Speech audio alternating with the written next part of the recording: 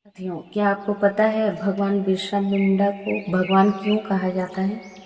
तो आज के इस वीडियो के माध्यम से हम लोग यही जानने वाले हैं कि भगवान बिरसा मुंडा को भगवान का दर्जा रातों रात नहीं मिला, बल्कि उनके व्यक्तित्व, उनके द्वारा किए गए सामाजिक सुधारों और उनके प्रति आदिवासियों के अटूट विश्वास ने उन्हें इस ऊंचे पद पर बैठाया।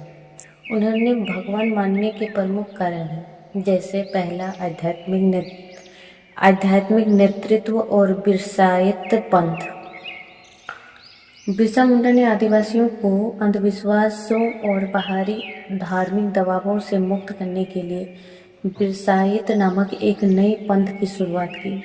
उन्होंने लोगों को केवल एक ईश्वर सिंह बोंगा की पूजा करने की उपदेश दिया। उनके अनुयायी उन्हें एक ईश्वरीय दूत और रक्षक के रूप में देखने लगे। दूसरा ये कारण था हीलर या आरोग्यता की छवि। लोक कथाओं और ऐतिहासिक वृत्तांतों के अनुसार लोगों का मानना था कि बिरसा मुंडा के पास चमत्कारी उपचार शक्तियां थीं। कहा जाता है कि उनके स्पर्श मात्र से ही बीमारी ठीक हो जाती थी। जब चेचक और हैजा जैसी महाबीमारियां फैली तब उन्होंने निस्वार्थ भाव से लोगों की सेवा की, जिससे उनकी छवि एक मसीहा की बन गई।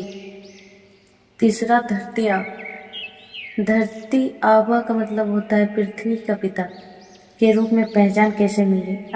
आदिवासियों समाज में उन्हें धरती आबा कहा जाता है, जिसका अर्थ होता है पूरी धरती का पिता। उन्होंने आदिवासियों को अपनी जमीन, जंगल और स्वाभिमान की रक्षा करना सिखाया। उनके लिए बिरसा केवल एक नेता नहीं, बल्कि पूरी प्रकृति और समाज के संरक्षक थे। चौथा यह कारण था उनके भगवान होने का कि शोषण के विरुद्ध वो हमेशा खड़े रहते थे। उस समय आदिवासी समाज ब्रिटिश सरकार और जमींदारों के दोहरे शोषण से बहुत ही ज़्यादा परेशान हुआ करते थे। बिरसा मुंडा ने साहस के साथ घोषणा की कि अब रानी का राज खत्म हो गया है और हमारा राज शुरू हो गया है। उन्होंने लोगों को गुलामी की बेड़ियों से मुक्त करने का संकल्प लिया, जो किसी दैवीय शक्ति के कार्य जैसा प्रतीत होता था।